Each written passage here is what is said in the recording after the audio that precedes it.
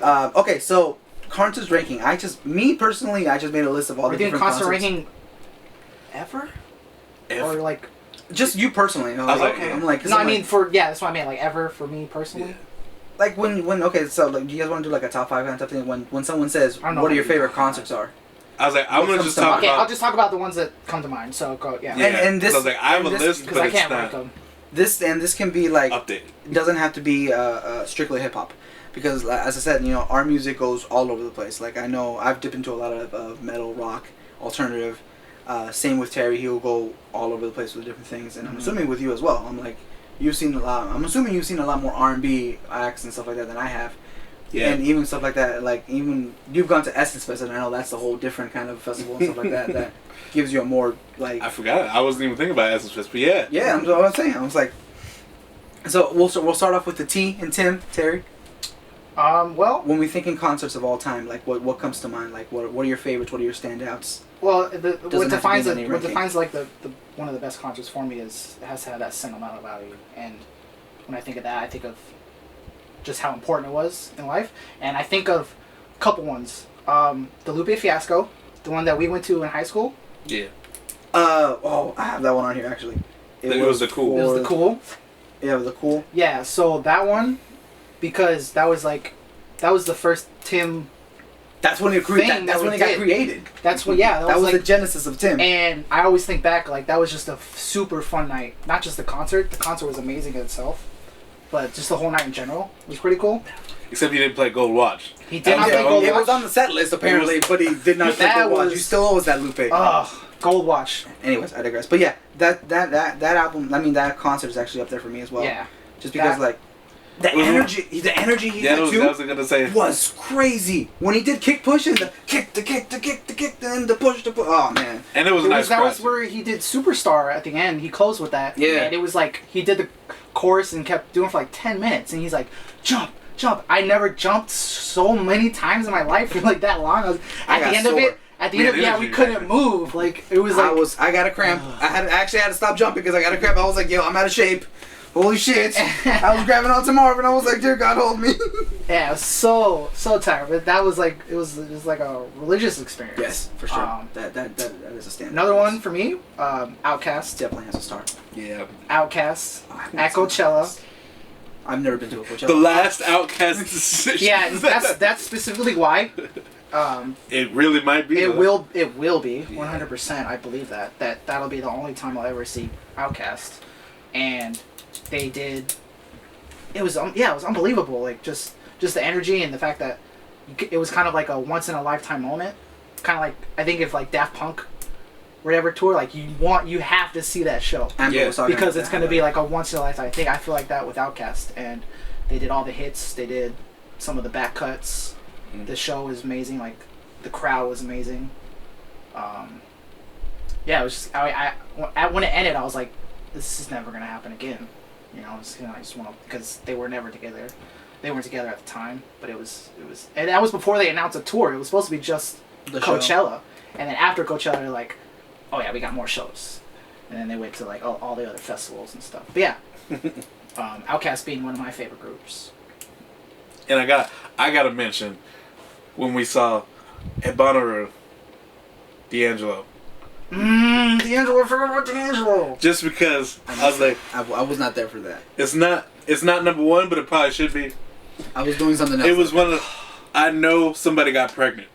Like without that, I'm 100% sure there's a kid walking around right now. Not even with intercourse. Just like the music, just made someone pregnant. 100%. I got a D'Angelo baby. I was without a doubt. I'm kind of sad because like that was at Bonnaroo that we went to 2 years ago. Question mark?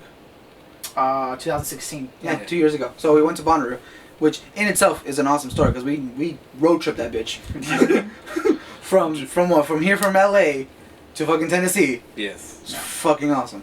No. The way there, the way back was horrible. Yeah. I don't even remember the way back. I blocked it out. But no, like so I was at that Bonnaroo concert as well. It was a lot of different headliners, but I missed that D'Angelo. But then these guys were talking about it. The Roots Picnic is actually on my list. So like, would just like one of the the best festival concerts I've ever been to. It was good. And it was good. Just because like the Roots are an amazing group. and like that. And live Roots. The way so let me get That little Mario thing that he did. Oh, that Fuck me, dude. Yeah. Literally, just the Yo. dude who does the beat machine for the Roots is insane by himself. Drum machine was This guy Drum just started, like, he was just like going in, and then after a point he was like playing with his nose and shit. He was like da, da, da, and it's still on fucking beat. I was like, this is the most amazing shit I've ever heard in my life. But it was really dope, and plus like Tariq really does spit that shit like off the top, like, and it sounds like recorded every single time, and he does not get enough praise. But I digress. So you said the Lupe concert. Lupe, Outcasts, and then another one would have to be. I'm gonna go outside. Arcade Fire. Arcade Fire is my favorite band of all time. Better than any other musician. I would. Yes, Kendrick. All those. I feel you. So, but to see them live, I've seen them live as many times as I can. But the one that sticks out was 2010, I think it was, and it was kind of a cool experience because it was my first Arcade Fire show. And the reason, like, we'll talk about, like, you've seen the Roots and D'Angelo, the way that band is tight. Yeah. That's how Arcade Fire is, like, tight. But yeah, and there was a kind of cool story where, like, I was underage, and I'm so excited. I got as close as I can to the front row, like right at the rail, and there was a couple girls around behind me, and they, like, I was talking to them, whatever, and they're like, oh, let's go buy drinks, whatever. It's like, I can't. So, but I went with them anyway, and they were underage too, but they had like a fake or something, and they got the drinks, and they're walking, and the security comes up, and was like, I didn't have any drinks because I knew, I was like, I'm not gonna hold that. Yeah. And yeah, they got caught basically and got kicked out of the concert. So I was this close to not even seeing them. Yo. Like, they got escorted out, and they're like, yeah, you got to get out. And I'm like, oh, so I was like, thank God. So that was before the show had even started. So I was like, oh, this is a sign. This is a sign that this is gonna be a good concert. And yeah, they just blew me away. Their musical talent is incredible. It's like a 6-person band, but they play like 1,000 instruments. They're all multi-instrumentals. So like, you'll see, like, one song, the dude will be on the guitar, and then the next song they all kind of move around. He'll play on the drums. The next song he'll play like a tuba or whatever, and then the next song will be on the keyboard, and it's crazy. And they all just kind of like, it's cool because it's not like their songs segue.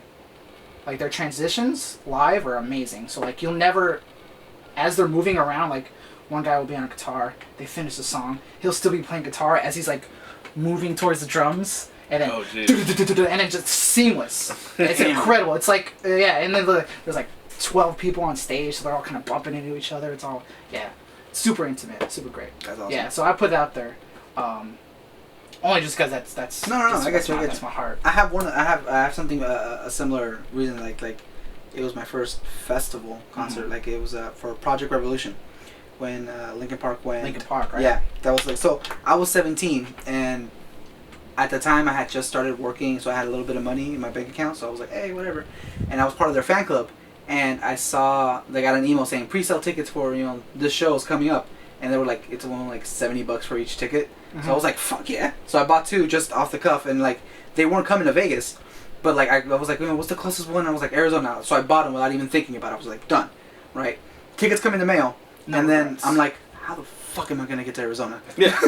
Because I was like, wait, and then like, I'm only 17. at the time, okay, so this might be a stupid like thing, but I was like, is it legal for an underage person to go across the state without parents? Like, I was a legitimate question, but I was like, Yes. I never found out if it was legal or not, but I was like, whatever, I'm going. Shh, don't tell the lawmakers. So That's one of those, is this a law? This feel like this should be a law. so like, is that our job? I got my car, and then I talked to Ivan, because he was also a big, tall Ivan. I was like, going to Linkin Park. I already got your ticket. He's like, just come with me. He was like, I don't know if I can. And so I actually told his family that we're taking Ivan to Disney. Like, my family's taking Ivan to Disneyland. So he could go. And like, and his mom was like, dude, she really liked me and trust me. Which, I'm sorry if you're watching this, but we're fine. We're, you know, Yeah, she's we gonna turned out click okay. on this YouTube video. Yes. Like, I don't know, how is Ivan? I was saying He's doing good. He's Okay, doing cool, good. Yeah. cool. Okay. So like, I told his family that we were doing, you know, to think, and I also told my mom. I was like, hey, we're going to a concert, but we need to tell his family that we're going to Disneyland as a group. So if she calls to confirm with you, do me a favor. And my mom was like, you're an idiot, but sure, whatever. And I was like, thank you, Mom. So she didn't even call. She's like, I just went into her to the house and I was like, hey, we're going to Disneyland. Do you mind if he comes with us? And she's like, sure, whatever. And I'm like, cool. So we left, and then so we're like going down on this road trip, and it was my first road trip by myself. So it was on top of that whole. I was like, that's a big lie. He has to go back home and be like, so how was Disneyland? It was great. I don't know if he came clean later, but that was just a lie that we had to go. So we go to the concert right in Arizona, Phoenix, Arizona. And we go and it's my first time being there. This was before I had a smartphone, so I printed out the directions from MapQuest and shit. And I was like, all right, we'll figure it out. We got there. For our younger viewers, MapQuest used to be Google Maps. Literally. Yahoo Maps. Yo, Yahoo Maps too. It just depends on how, We had to ask this dude named Jeeves how to get anywhere. Yes. You silly millennials.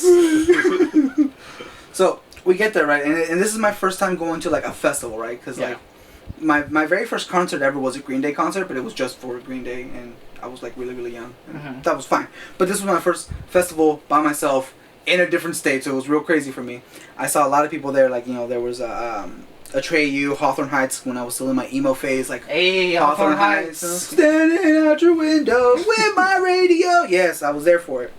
And then they were also touring with Chris Cornell, The Bravery, and Street Drum Corps. Rest in peace, Chris Cornell. Yes, rest in peace. And then Busta Rhymes was also supposed to be during that concert. They were part of that lineup. I feel like Busta Rhymes could be the only hip hop act that could kind of blend in with that crowd. No. So the Project Revolution, each time they went, they always had someone. So they were Exhibits, Method Man. Exhibits toured with them. Like Cypress Hills traveled with them. Cypress Hill. It's but anyways, no he was. Yes, actually, yes, Ooh, yes, he was. Oh, okay. Ooh. And he also did a couple songs from his metal band that he had. I digress. Okay. But yeah, Busta Rhymes was supposed to be there, but it was during the time where he was having issues with Interscope when he was signed to them, and Interscope would not back him to go on tour, so he only was able to do 5 tours and then he had to leave. Jeez. Yeah, it sucks. But anyway, so I go right, and this is the first time I've been to a festival, so I'm just kind of new to everything, experience everything. And at the time, that's when Monster Energy drinks was a very big thing. It just came out, and everyone was like, "Oh my God, this is the greatest thing since ever." Because before then we just had Red Bull. Because everybody were addicts. Yeah, we were. So cocaine, basically. And they really did treat it like that, because they had a little lounge where they're like, if you sit here in this air conditioning with because it was Arizona, it was inside. They're like, as long as you sit here, you can have as many as you want for free. And I'm not talking sample size. Full size cans of Monster, different flavors and shit. Cold, man, out the ice kind of type shit. They're like, as long as you're in this box, you can have as many as you want. And me, as a 17-year-old kid, I was like, fuck water, I have Monster. That was a mistake. I was like, see, there should be a lounge where it's like that, but with water. There's but no, why would you do that? Monster energy drink. So me and Ivan were over here downing, it's like, yeah, we don't have to drink water, we got Monster. And it's free, because them bitches were expensive. So we're like, for free? Full size? Fuck yeah. So I'm we're doing that ticket worth in this drink. So we go Till my pee turns blue. We go through the whole concert, the 2 main stages, the main stage and then the side stage. We see Hawthorne Heights, we see Atreyu, everyone's awesome. But Linkin Park is headlining, right? So they're not coming on until 10 at night.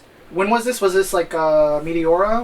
When was this? What Linkin Park era was this? This was... what? Minutes to Midnight. Minutes to Midnight? Yeah. Okay. They were... It was right around Minutes to Midnight coming out. So yeah, it was the 3 albums. So with... Continue with Linkin Park? With that, so by the time that everyone else gets done, right? So we got front row and everything like that. But because of the Monsters, because of my first time being out in a festival and I didn't really know how to pace myself, because it was out in the heat, but humid heat, so you're just kind of I can't breathe heat. I was dying. So I was already burnt right before even Linkin Park came on. And I was like, this is bullcrap. I think I'm gonna pass out before the person I came here to see. Mm-hmm. But then right as everything was starting, right, it started sprinkling and raining, and it rained on me, it felt so refreshing, and it gave me life. But as soon as that was happening, Linkin Park's music and lights started showing up, so it was at the exact same moment. So in my head I was like, oh, this was meant to be. Yeah. I am here for this reason. And I got up, and it was my first rock concert where I was in the pits, and I was that was my very first mosh pit. And that's when I found out that mosh pits aren't as deadly as they look. No. Because I'm no, they're not. Because I lost my shoe, and I was like, shit, my shoe. And then guy was shoe, and I was like, that's me. There's rules that you have to follow. Yeah. And if someone breaks those rules, that's when it gets dangerous. Yeah. And I've come to but if they know that you're a newbie, so they're very welcome and just be like, hey, elbows only, no fists. Right. And it was just so awesome. I got it cramped up. I was like, ah. And then I got so close to the stage, I was able to touch Max Norda's left shoe, and I was like, ah. It was so awesome. And like the same thing that you were talking about with Arcade Fire is that with Linkin Park shows, I've been following them around for I don't know how long. So like whenever there's a chance for me to see them live, I will go. Mm-hmm. Doesn't matter. Mm-hmm. And one of the reasons because of that is because each show is different. I've never seen a show from Linkin Park where they're the same. Mm-hmm. Like the same way that you get that with bands. Yeah. Right. No, but no. There's a couple bands where I'm like, if I've seen them once, I've seen them twice. Okay. Hawthorne Heights is one of those bands. Okay. You see them once, you will see every single set. They might do different music, but they're the exact same thing. Right. But like with Linkin Park, like the way they blend songs together, so like they'll go from one song to another, and it's the exact same thing that they do with you, minus the instrumentation switching. But like he'll keep pulling that note, and then like everything, and then that note will lead into the next song like seamlessly. You're just kind of like, what just happened here? And they'll do that so well, and then like they also like they'll have the crowd singing and them singing and stuff like that, and the energy that like they're there with you. And I was like, yeah, that's why that concert was like religious to me, just because it was that whole moment of like I was dead, it got me back to life, and the whole that whole thing.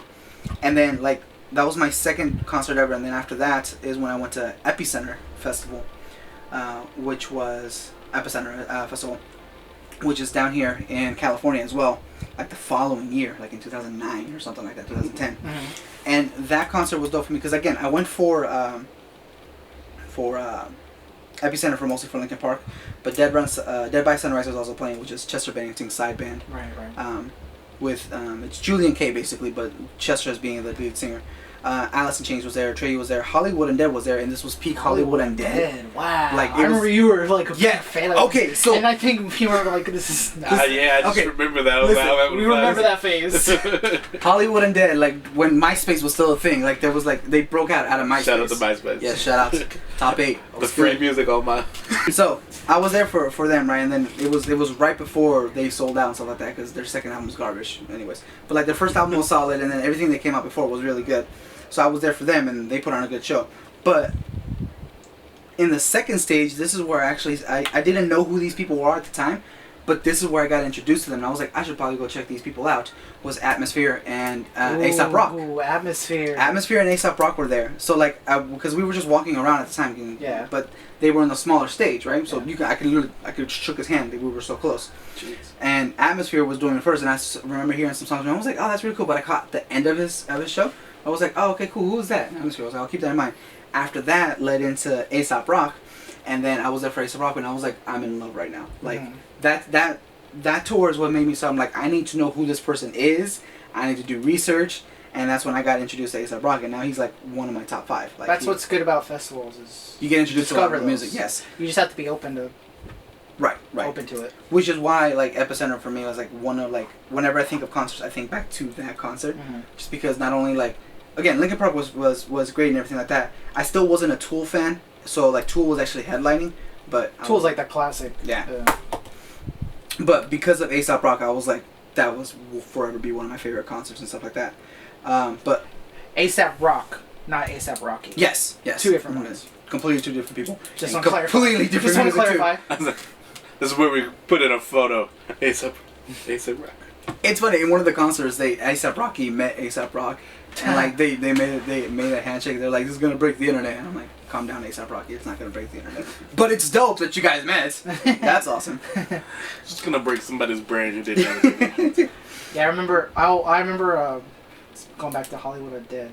I was going to say like I remember listening. I was like, Urban, I'm glad you're my friend. Or you're lucky I'm your friend. Yeah. I was like, that was a weird way to go. No. I meant to say, lucky we're friends when it comes to Hollywood Undead. Because I thought you were so you were so into them that I was like, this is gonna be amazing. a friendship. No, this is gonna be our friendship where I'm gonna have to listen to Hollywood Undead all the time. Luckily that phased out. Yeah, no, for sure. Okay. But I felt like this is gonna be our friendship now. The reason is because I felt I've always walked this duality of like I'm a big hip hop head, but I'm also a big like rock and like metal head. So when Hollywood Undead came out, like, oh, by the way, we do both, kind of in the same way that Linkin Park does it, but more like grungier and heavier. I was like, yes, I found something new, and it was that excitement of like, everybody has a soft spot for rap rock. No one has perfected it. Yeah. Linkin Park has come the closest. Yeah. That is the closest. Yeah. The Lupe Fiasco Step in Lasers tour, that's the one that we did too, right before Lasers came out and it was still touring the Cool.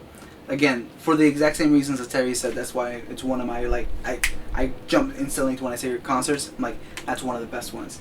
It was at the, was it House of Blues? At Mount, the House of Blues at Mandalay Bay. And it was, like, again, it was have that intimateness because it's a small venue, so, like, when you're there with the artist. And also, just, like, everything that he said, you know, like, that's when our collective came together. TiiM, our other member, Ivan, isn't here, but he was part of that. He's the one that introduced me to Lupe.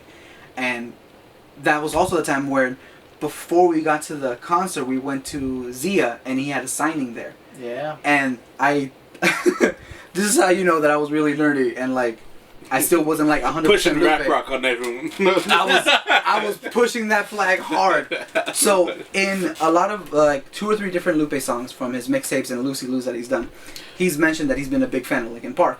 So when we went to the signing, I was trying to figure out what I was going to have him sign. I took him a Linkin Park shirt for him to sign. And everyone was giving me looks as they should have. Right. And then I put the shirt in front of him, and then Lupe, like, stopped, looked at me, looked at the shirt, and then he looks at me again, and he's like, I know why you brought me this. And then he signed it with one of the lyrics from that song that we were referencing, and I was like, ah! So, like, that moment was just, like, amazing to me. That's pretty cool. And, like, in my head, Lupe remembers that moment, but not really. But with everyone else, he just kind of, like... Yeah, whatever. Signature. Boom. I made that motherfucker stop, like... You know who I am, right? that concert was also... but another concert that also, like, has, like, big for me is another Lupe Fiasco concert for the fans. The For the Fans tour that he did 2-3 years ago. When the one that we went to in Anaheim, where we had the brilliant idea of going to Disneyland. Oh yeah, I forgot we did that. Disneyland is like right there, so we're like, let's go to Disneyland, and then we're gonna end it with the concert. Sounds great in theory, horrible in practice. We were dead tired for that concert. Yeah, like our legs were sore and shit, standing in line and whatever. But we went to that concert, right? And that's when he opened up like. He did most of the fans. He did mostly murals. Like that's how he opened up the concert. He did murals from like top to bottom, which is amazing. A hard song, incredibly difficult. 9 minutes, and that's how he opens up. He's just him and the mic, and he just goes. And he raps it like. Yes, there's just the beat, and that's it. He doesn't pause. He doesn't let the crowd finish for him.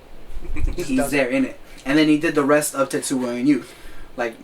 Not the whole thing. I think he did, but he did like a good majority of it. Yeah. Just like everything like that. Very underrated album. Like seriously. It makes up for Lasers. It's in my top 3. It's that good. It's in my top 3. I never thought it would happen. But it did it. No, when I heard it, I was like, this makes up for Lasers. Yeah. I can let that go now. I can almost forget that it exists. Like Tetsuo and Youth, Food and Liquor, and The Cool. Those are the 3 quintessential Lupe albums. Like I have a special soft spot for the Great American album. Just because like I really liked it, but. People were still very salty over Lasers, it's so okay. no one accepted it. They're just kind of like, this is trash. But okay. By itself, it's a solid album. Like, solid ass album. Anyways, but because of that tour, not only did he do most of his like popular cuts and singles and stuff like that, he also went back and did a lot of like mixtape songs. He did a lot of like Lucy Lou songs, which just like he was like, I'm bored. Here's this song kind of type thing. And he did, and he gets the girl, which is him rapping over a Pharrell beat. Maybe. And it was just, oh my god. It was, and like, at that moment, like I flipped out because I never thought I'd hear the song live. You know, like mixtape, you almost never hear a mixtape song once someone's in that far into their career. Yeah. And then I look over to my right, and then there's a guy in a white shirt who had the exact same look I had. So I'm like, oh, we know exactly what's going on, and we point at each other like confirming, yes, this is happening. We're not dreaming. This is amazing. And then we just wrapped the whole entire thing, and I was just kind of like, oh, it was so. Just because he did a whole bunch of those little like. He did he did The Experiment. Switch. He did Switch. He did do Switch. And yeah. oh my god, so like a whole bunch of little like he wrote over a Dr. Dre beat again. So like going back from like the first mixtape for Fahrenheit First and 15th, like it was such a big moment for me. And even though I was dead from going to Disneyland, I still had a blast, and I was just kind of like yes for that concert. Yeah. Kunta Groose was also on my list because I was like that was a very intimate show. Yeah, we talked about Kunta Groose. So I don't have to talk about that again. We talked about Rock the Bells, 2012. I want to apologize again for making you miss Pusha T. I still wasn't a big Pusha T fan at the time, but Marvin was like, I want to see him live, but I woke up too late to get there in time. So dang, 2012 Pusha T though. Yeah, like the people headlining that night, it was Nas, Common, J. Cole, Kid Cudi, and like Exhibit was there as well. Common put on a good show. I was surprised by Common. Common fucking killed it.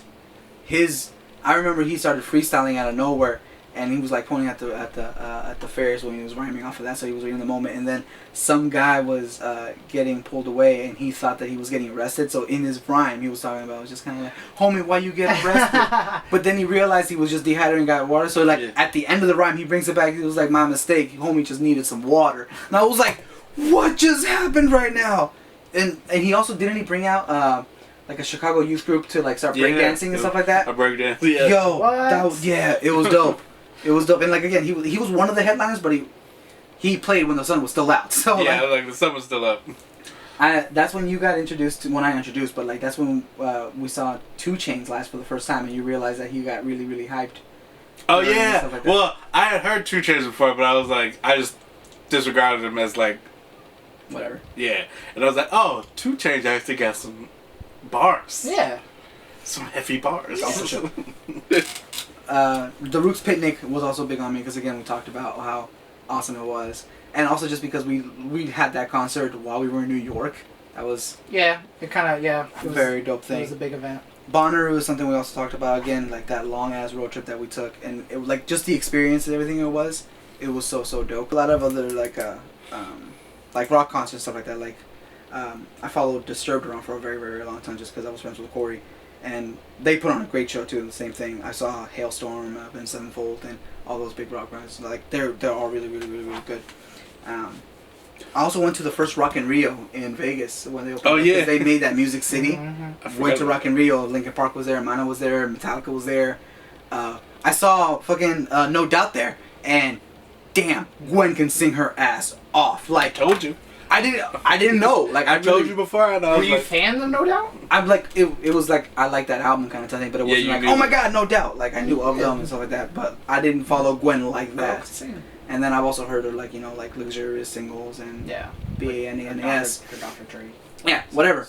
But then like I was there, and like she started performing, and like it was just live instrumentation. There was no backtracking because I'm used to singers having backtracks, but she was like, nope, and like she was hitting some notes, and I was like, like I took Paula, and I was like, this girl can fucking sing, holy shit. I was surprised, but yeah, she blew me away.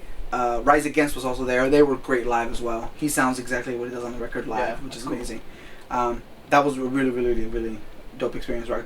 Rock in Rio, which was really dope. So, the only time they've done it, they're like, oh, we're gonna come back next year. They didn't. Yeah, they come back.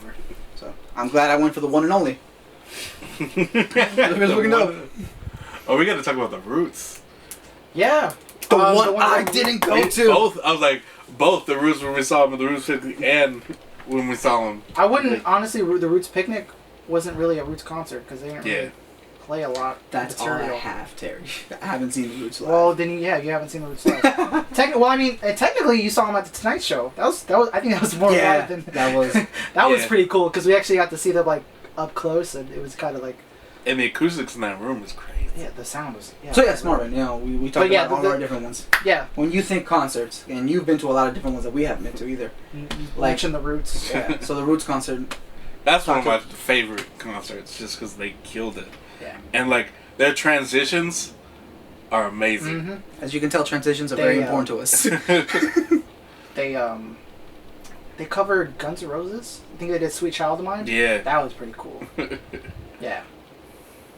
What else? Oh yeah, Essence Festival is dope. just because it's in New Orleans, and like seeing Kendrick in New Orleans, and Kendrick was like, I see some day one faces, like, and he was talking like real day one back when it was like a handful of people, and he was like, New Orleans has always helped me down, and I was like, that's dope.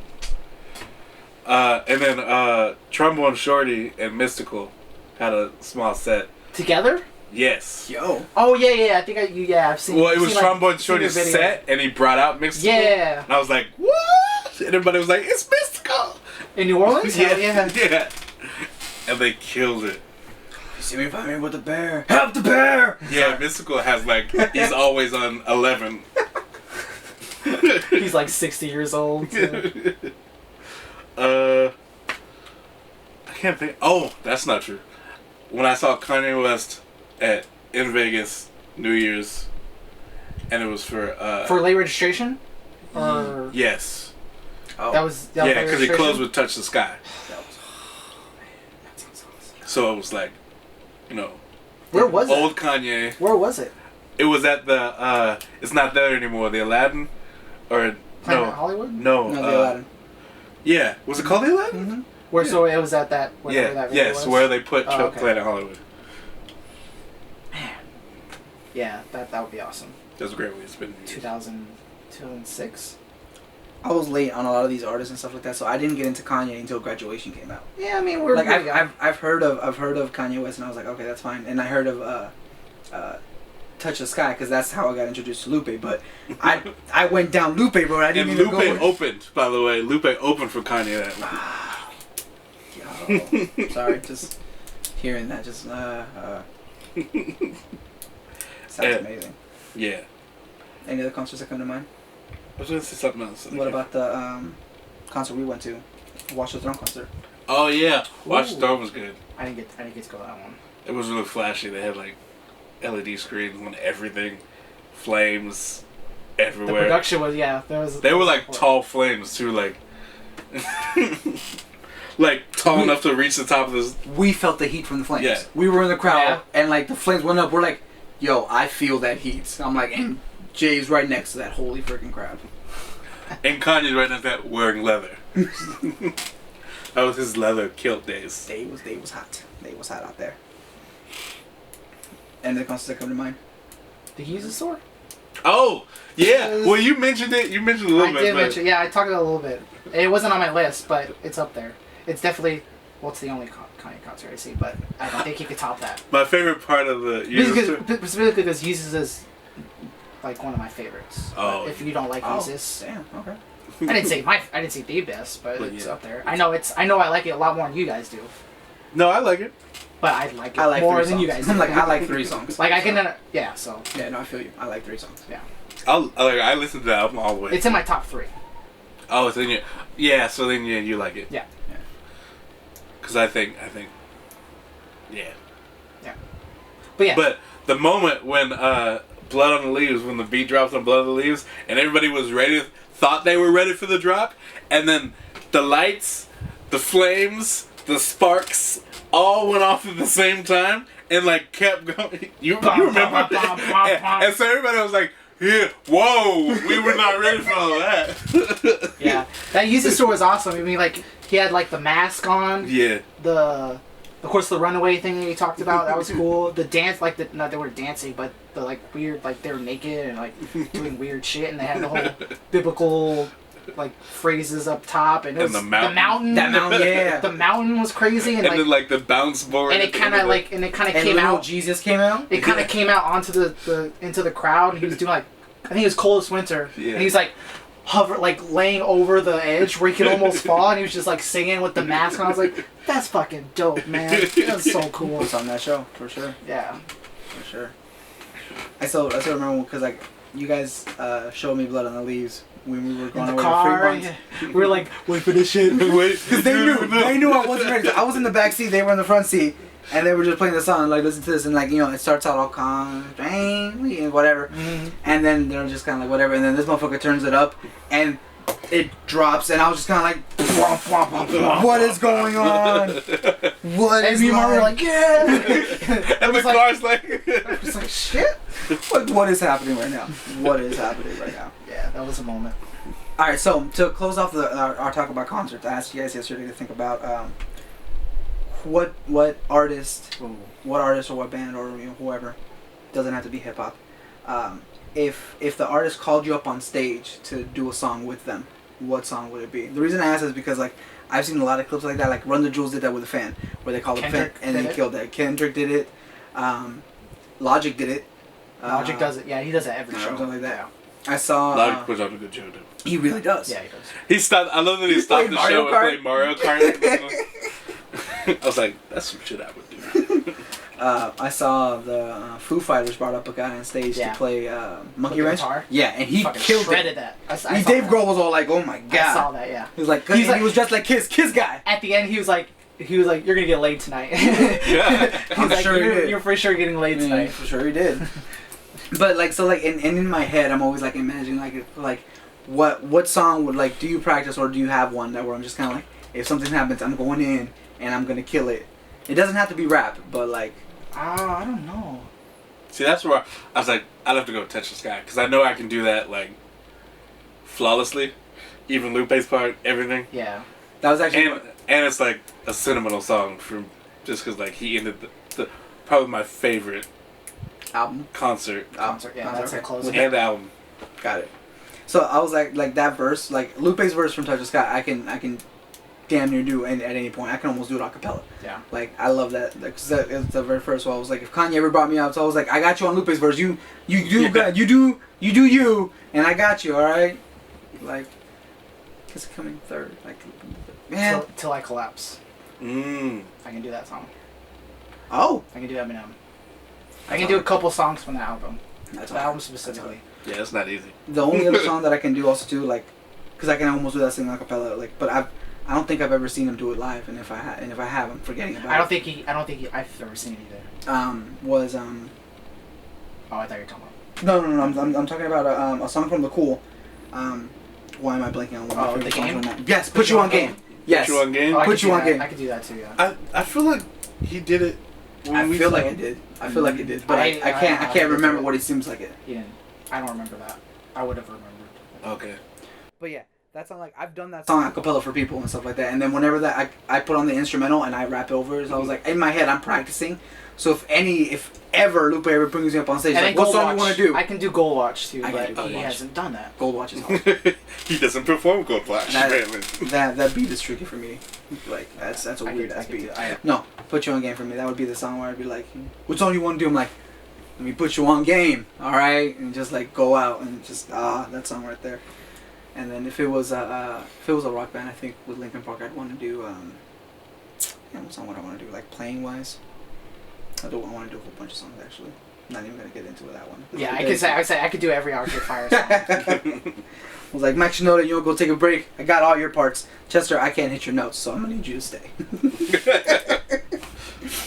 Okay, so yeah, that pretty much sums up our concert experience, Cliff Note versions. Yeah.